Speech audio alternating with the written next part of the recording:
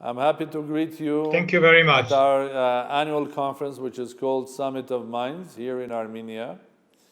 I'm a bit sad that you couldn't make to come here in person. Would love to show you Armenia. I would love to meet you as a fellow scientist. And I'm also happy to meet someone of your caliber that has done so much for everybody on this planet, discovering laws of nature. It's a wonderful trip of discovery. People always think that the great discoverer were Columbus. They don't realize that even Albert Einstein was a discoverer. He was not creating theory of gravitation. He was discovering it, which was created by God or by nature. So I'm very happy to see you, and I'm also happy that I know that you work also with Technion in Haifa. Yes, do you know the Technion? I know it very well because when I was young scientist, I was doing research on biometric theory of gravitation, and the person who was the founder of that theory together with Albert Einstein was Professor Nathan Rosen. Yes. Nathan Rosen was professor at Technion with his collaborator Mark Israelit, and we were in contact. I was a young scientist and he was prominent scientist that had the glory of writing papers together with Albert Einstein. And later I came to Technion. And I was in Technion 1.5 years ago when I came to the memorial events related to Holocaust. After the events, I went to Haifa and I went to Technion and had the pleasure of giving a lecture about quantum politics. Not quantum chemistry or quantum physics, but what quantum behavior of politicians. So welcome to our summit. And I would love to hear in short, how do you see, if you can just describe what was the motivation when you were doing your research? I think for a lot of young people, it's very important to know how someone like you that eventually got a Nobel Prize, what was the focus, what you were doing before? That will be my first question. Please. Okay, let me tell you a little bit about history and you will understand how I became a scientist. When I was young, I was very curious. And one of the events that changed my life was a gift that my grandfather gave me. It was a magnifying glass. And I was walking through the fields of my city. Today, when you say the fields in my city, people say, what fields? Only high rises. But there were fields when I was young, looking at everything small. Insects, flowers, and so on. And I fell in love with the world of small things. But my hero, when I was young, and I read many books, my hero was an engineer. It was in a book by Jules Verne, Mystery Island, and the hero there I read that is too an engineer. when I was boy. Okay, so we know the book. And I wanted to be like him. That engineer could make anything. He was a real technical leader and created modern life in the days of Jules Verne, on an island with a group of 4 more people. I wanted to be like him. And so I went to the Technion after my military service to study mechanical engineering. And I graduated as a mechanical engineer. The year was 1966. There was a big recession in Israel, and I could not find a job. By that time, I was married already, so I had some financial responsibility. And I said, well, I'll do my master's degree, be a TA, teaching assistant, get some salary, and in 2 years after my master, I will find a job, which I did. I did find a wonderful job. But during these 2 years, I fell in love with science and decided to continue for my PhD. My field of expertise is transmission electron microscopy. Magnifying glass, transmission electron microscopy. Basically the same feel the same curiosity to understand the world of small things. How small? Atoms, arrangements of atoms in crystals. And this way, I did a lot of studies by using my expertise of electron microscopy. And this was also the way to do my discovery of quasi-periodic materials that gave me many prizes, the Wolf Prize, which is an Israeli prize, International Israeli Prize, and eventually the Nobel Prize. So this was my path to science. I'm sure that you said thank you to your grandfather the day that you got the Nobel Prize. Absolutely.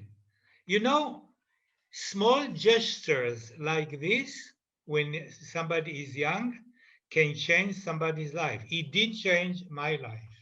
What do you think? Yeah, your discovery, how does it change, or how will it change life of other people, normal people? Okay. Some discoveries change people's life. Other discoveries add knowledge and create new knowledge. Let me give an example. When the Nobel was given to the discovery of the structure of the ribosome, which is a big molecule in our body that produces proteins, this has a meaning in our everyday life. And the fact that now we have solutions, at least vaccinations, against coronavirus, it has something to do with it. We understand how it works. Okay. Other discoveries, for instance, people that received the Nobel Prize in Physics with me, they discovered that the world is not only expanding, it was known before, it is expanding in acceleration. Wow. But how does it affect our lives? Zero. You mean the universe? Not the world, the universe. Yes. Yes. The universe is expanding. Okay. So about my discovery changed our understanding of the basic assumptions in the science of crystallography. The science of crystallography assumed for 70 years, since the beginning of crystallography, that all crystals are periodic. I discovered crystals that are not periodic, and it changed the definition of a crystal. How does it affect? Well, many people followed my footsteps and discovered many more quasi-periodic materials, more than 100 different ones, and many of them have applications, and these applications are useful for our everyday life.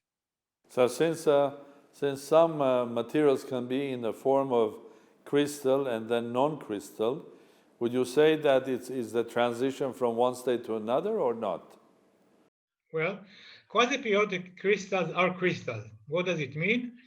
They diffract X-rays just like crystals. They give you diffraction of X-rays, of electrons, they diffract. And but the order of atoms in them is not periodic. It is ordered, very nice order, but it is not periodic, it is quasi-periodic. And you, as a basic mathematician in your background, can understand it, but I think that the people who may listen later on don't like me to go into details. So we have a group which is growing in numbers of new crystals which are quasi-periodic. So now if you are the grandfather of younger people, girls and boys, what sort of a magnifying glass would you give it to them? What sort of a suggestion will you make? If you are a grandfather now. Yes, So what sort of a magnifying glass will you give them? What sort of a suggestion? What should they look for to become Nobel Prize winners in 5 or 10 years' time? Okay, so what is my advice to my grandchildren? This is the question. Okay. Yes. I have 12. I have 12 grandchildren. Okay, my advice, not only advice, I support them. My advice is be educated. Be educated as high as you can. Be a PhD. Get a PhD. Right? Decide now that you're going to get a PhD. In what? Whatever you want. Something that you like. Find something that you like and become an expert in it. Whatever you want. You want to be a mathematician? Great. You want to be a physicist? Great. You want to play saxophone? Wonderful. You want to play the piano? Great.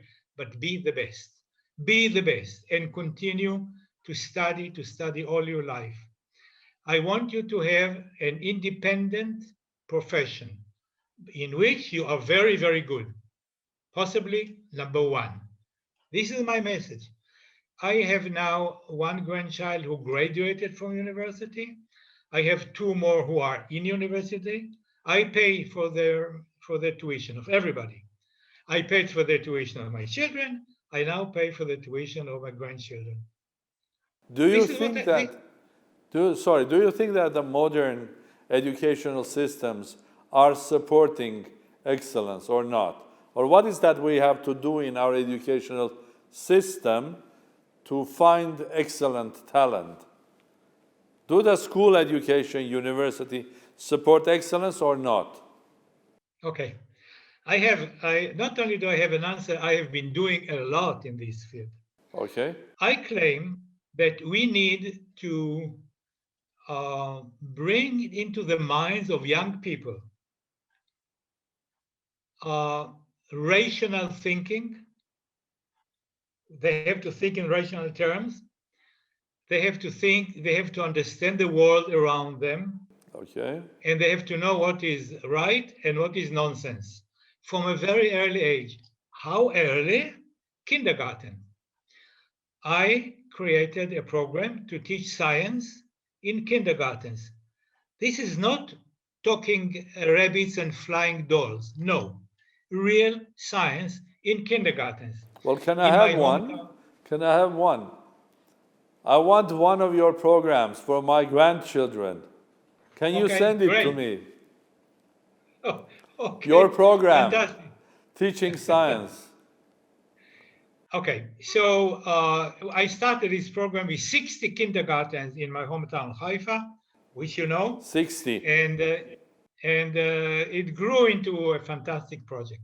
And many delegations from the world, I encourage a delegation from Armenia to come and see a science kindergarten. I will take them there. I will show them. They can take 1,000 pictures. They can copy it. I would like them to copy what I have done.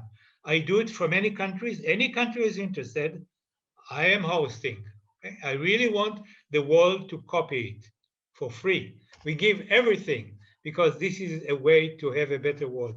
Young people that think in rational terms, young people that understand the world around them will not listen to nonsense later on. Excellent. So on this very optimistic note, I want to thank you for our discussion.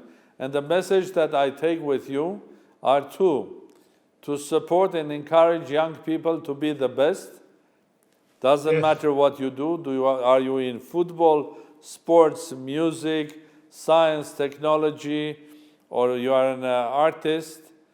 The second message is that you don't be afraid of teaching younger generation real science from kindergarten. Am I right? Yep, absolutely. And with these two great messages, I want to thank you, and I hope that tomorrow our colleagues and friends who are invited, and they are the community of the Summit of Minds, they will enjoy your contribution, and it will create another discussion about science, about excellence, about children as well. I propose that if we have another discussion some other day, I will let you originate it.